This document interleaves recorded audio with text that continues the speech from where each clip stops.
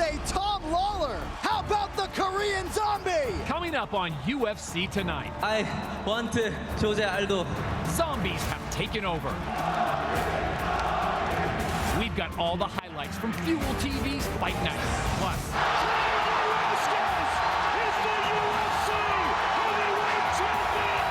former heavyweight champ Cain Velasquez talks Bigfoot and a former teammate bashing his mentor. And Chael Sonnen is back. Chael? Yep, Chael. Find out what his newest thoughts are on his biggest rival. Yes, that's Chad Mendes streaking with a vampire. We'll explain on UFC tonight. Let's hit it.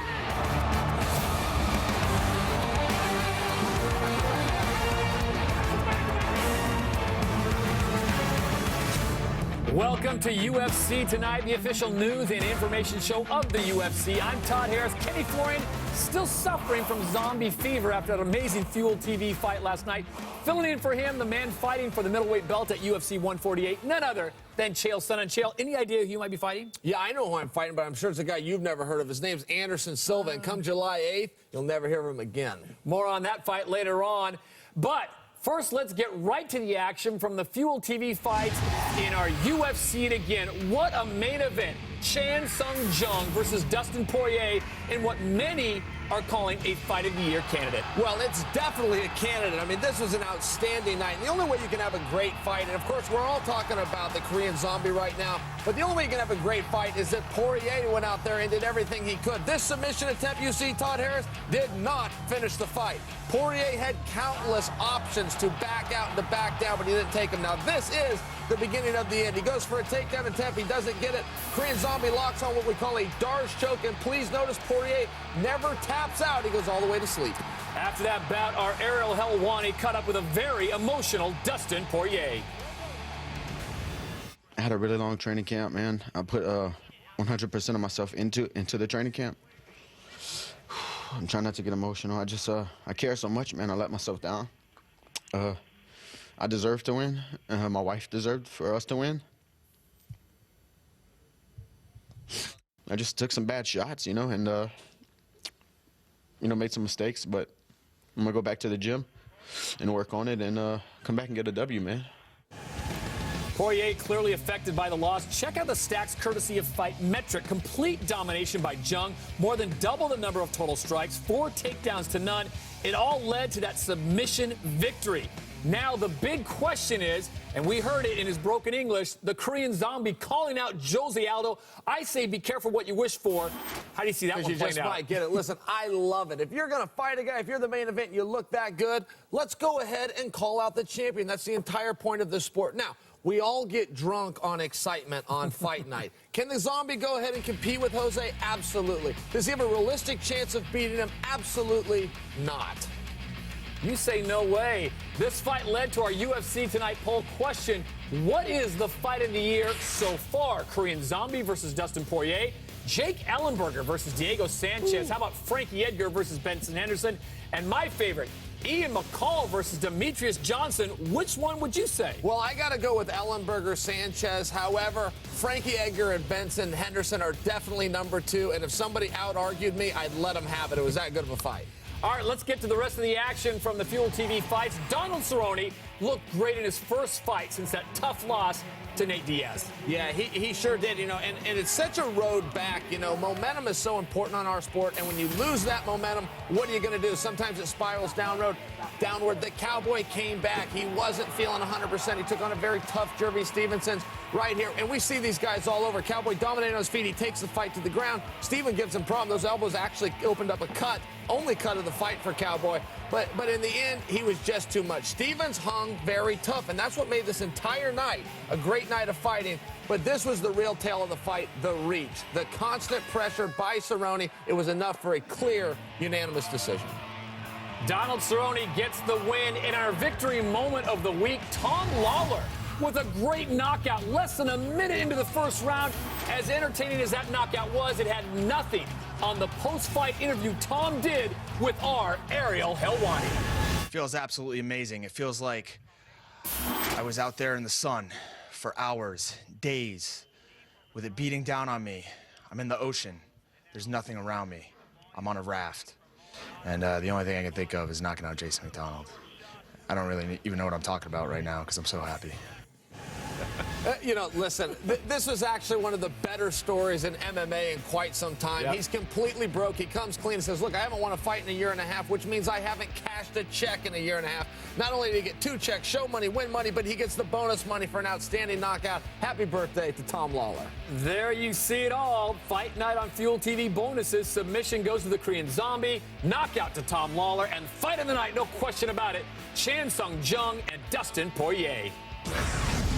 It's now time to go inside the octagon with our UFC insider, Ariel Helwani. Ariel, great night of fighting last night, but let's shift gears and talk about Uriah Faber and who he might be fighting. Remember, last week on this very show, UFC President Dana White said it will be for the interim belt. Do you know anything?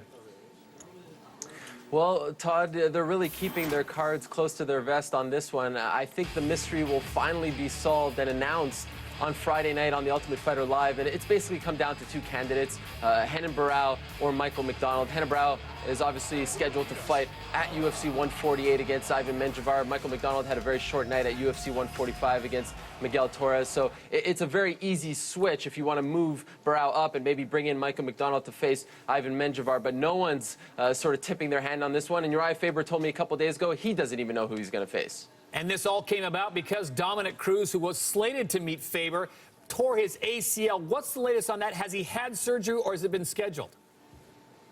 He has not had surgery just yet. He met with his doctor yesterday, and it was just sort of a general consultation. And his coach, Eric Del Fiero, told me that they haven't set a date yet just for his surgery, but things are going okay. Obviously, he's in better spirits now than he was last week. He's going to finish up The Ultimate Fighter, then probably have the surgery. And they're being optimistic on this one, but they're hoping he'll be out for 9 months. And finally, Nick Diaz. A lot of people say it's been a tough week for him. Has it really been a tough week, or has the media just kind of pounced on him? I think it's been a pretty tough week for him. I mean, obviously, he sort of made his bed at the World Jiu-Jitsu Expo when he didn't show up to compete against Braulio Estima. He had some differences with the promoter over there and just didn't show up on Saturday night. But the real tough news for him came on Monday. His team tried to seek an injunction on the NSAC disciplinary proceedings that were going to happen on May 21st. They tried to get the whole, marijuana punishment thrown out. It did not happen. So now on May 21st, he will have sort of his day under the sun in Nevada. They will meet with him. They will give him his punishment. And now it almost guarantees that he will be out for several months. If he would have won in court on Monday, he could have come back to fight right away. But unfortunately, it didn't work out for him. That's UFC insider Ariel Helwani. Ariel, we'll have you back later in the show. Big day for you. Fighter versus writer still to come. Can't wait. Thanks, Todd. All right, Chael, let's follow up on what Ariel was talking about with young Mr. Diaz. Has he been treated fairly, or are the media just pouncing on him because he's an easy target right now? Listen, anytime in politics, in sports, in anything, when a guy is accused and he does not answer, those accusations somehow become reality. And look, Diaz has never spoke out. He's never given his answers. And I'll tell you right now, the media said some things. Some are accurate, some are inaccurate. But until you hear from the guy himself, you can't weigh any type of decision. Juries don't work like that. Hopefully we'll hear more from Nick Diaz on this subject. Still to come on UFC Tonight. Who is the most underrated fighter in the UFC? We debate. Plus, Anderson, you kiss my ass. that's what Chael said the last time he was here. Find out what he has in store for the Spider this time. But up next, It is all over. we talk to former heavyweight champ Cain Velasquez. How will he cut Bigfoot down to size? Find out next. UFC Tonight is brought to you by Victory Motorcycles. Ride one and you'll own one. I just want everybody to remember me that every time I fought, I fought with a lot of heart.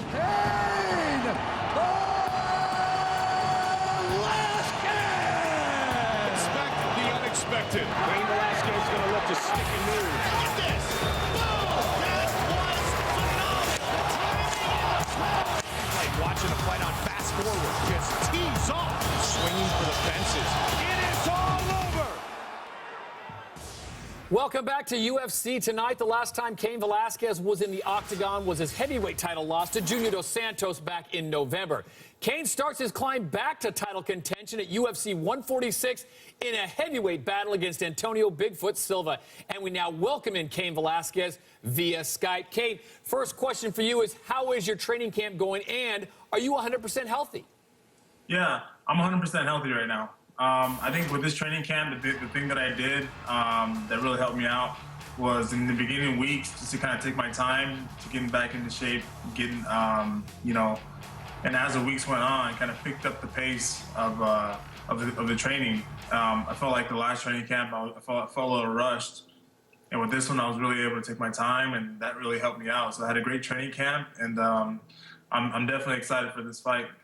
Cain, with the Overeem situation still playing out, you go from facing Frank Mir to now facing Silva. How does that change up your preparation? You know, Silva's a different type of fighter. You know, he is he's a big guy. He has a lot of power in his hands. He's definitely a guy that mixes up everything really well. He's not just a boxer, kickboxer. He mixes up everything really well. He's good on the ground, and you know, he's a guy who's durable. I mean, I've seen his past fights, and he doesn't really get tired out there, you know, so he's going to be in the fight the whole time.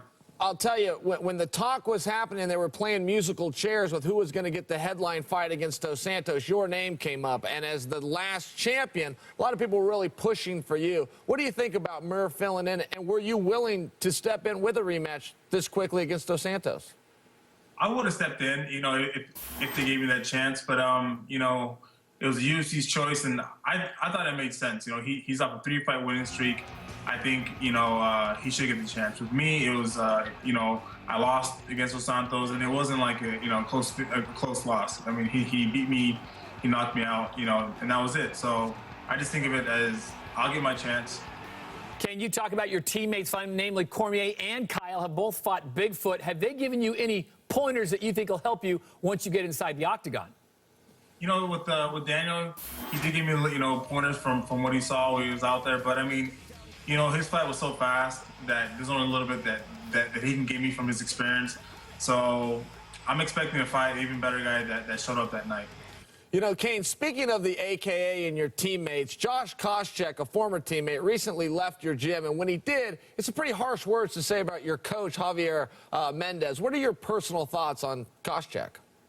You know, Koscheck's still a friend of mine, you know, between him and Jav, I mean, that's their deal. I've never really heard, you know, what he said about Javier. You know, anything having to do with the media, with the internet, I don't listen to it. But I'll tell you this, I mean, you know, as far as Javier as a coach, as a person, he's always been with me 100%. He's a guy that's always there, always a guy that I can count on. So he's definitely, you know, from the beginning has been my #1 coach. Cain, thanks for your time. We wish you the best of luck at UFC 146 and your bout against Antonio Silva. Thank you.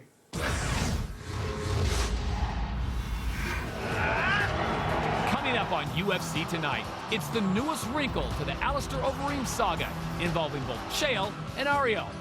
Plus, Chad Mendes is streaking with a vampire. We'll try to explain why. Keep your clothes on. UFC Tonight. We'll be right back.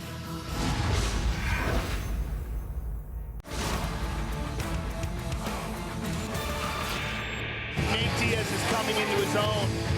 The Oklahoma State Cowboy. Here we go.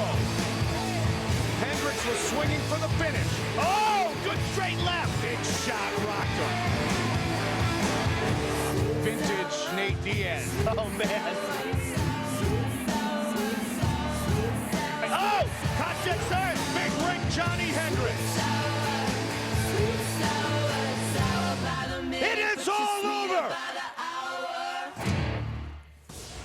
Welcome back to UFC Tonight. Remember that Fox card? Nate Diaz and Johnny Hendricks each had big wins and were told afterwards they'd get title shots. Well, some fans are frustrated because both have decided to wait for those eventual fights instead of taking a more immediate fight. We bring back Ariel Helwani to debate this and other topics in our newest Fighter versus Writer. Chael, I'll tell you, you're in for a big bout. Should fighters be forced to fight, or should they be able to sit? Well, it's the word forced is why I'm resisting to agree here. Listen, this is a volunteer army. Nobody's drafted. Nobody has to do anything. Okay, Dana doesn't force anybody. What he does is he creates opportunity, and he offers guys opportunity. No, a guy does not have to fight. A guy doesn't have to stay in the sport. If he wants to leave, he's free to.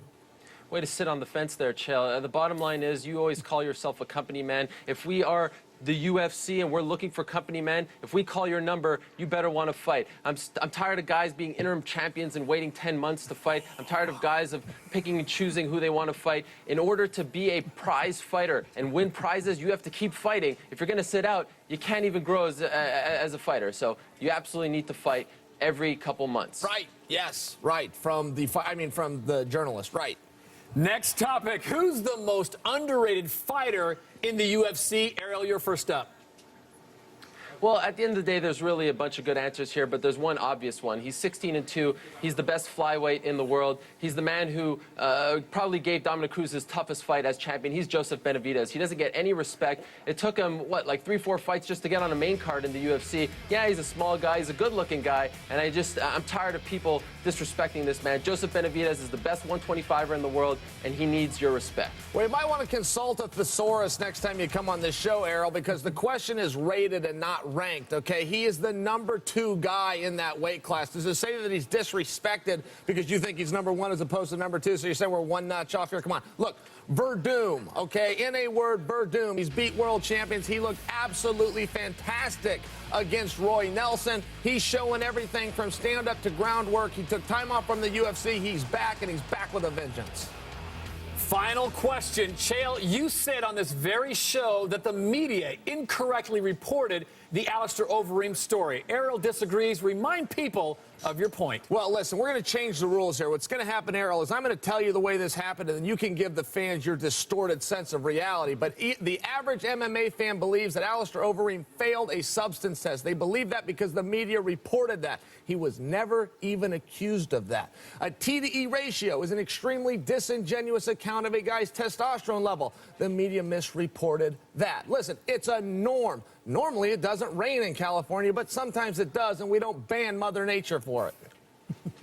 You know, Chael, I'm disappointed in you. I thought you were a guy who doesn't deal with absolutes. You want to paint us with one big brush? Come on. That's like me saying one guy tests positive for drugs, then all fighters are cheaters. The facts are this. March 27th, he took a test.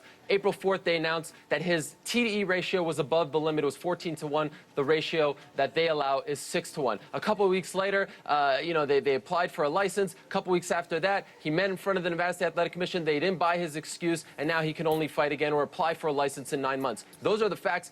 I don't know who you're talking about, but until you have names, until you have actual examples of people misreporting this, you can't talk, my friend. And by the way, I'm going to now read the #1 best-selling MMA book in MMA, so I'll see you guys later. Oh, it's times like this I wish I would have gone to medical school. Who do you think won Fighter versus Writer? Let us know on Fuel TV using the hashtag UFC Tonight.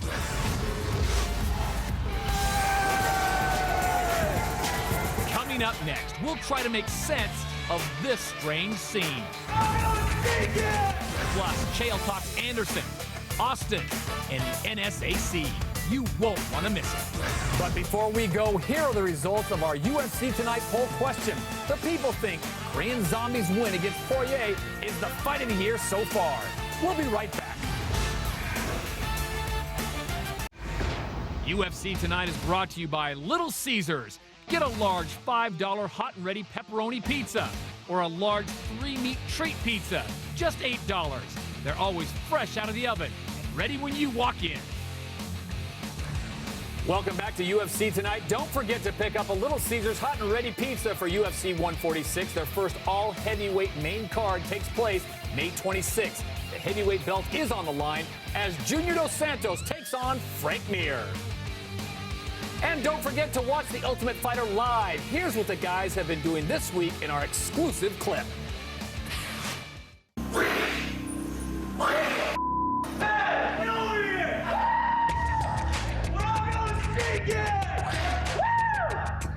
We were in the middle of strength and conditioning with Dougie Fresh, and we see this little midget vampire running, hissing. And Chad Mendez, butt-ass naked, chasing him. honestly, like, it kind of creeped me out, I'm not gonna lie. I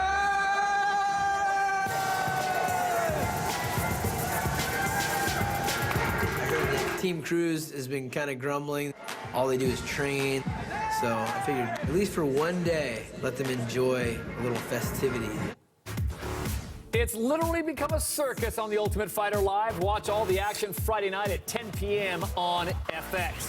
This week, it's 2 more quarterfinal fights. First off, Team Cruz's Vince Pichel takes on Team Favor's Chris Saunders, and then Team Favor teammates go at it. Andy Ogle taking on Al Iaquinta. All right, Chael, it's now time for the final round. Your biggest fight of your career, July 7th. You'll be taking on Anderson Silva. Is there anything you'd like to say that you haven't already? You know, I really don't think so. Look, at some point, shooting fish in a barrel just gets depressing. But I will tell you this. If you saw the first fight, then you have a grain of sand in the Sahara Desert of an idea what I'm going to do to him on the 7th.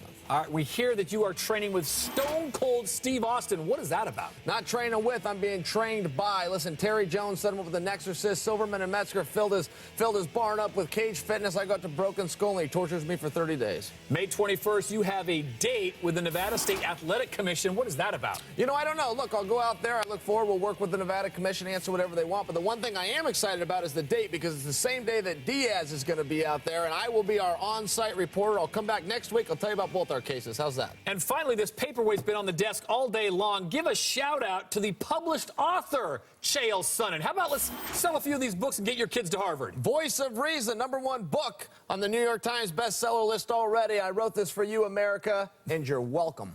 I love shilling for Chael Sonnen. And a big shout out to UFC President Dana White. Speedy recovery. On behalf of Ariel Helwani, Chael Sonnen, I'm Todd Harris. We'll see you next time for another edition of UFC Tonight.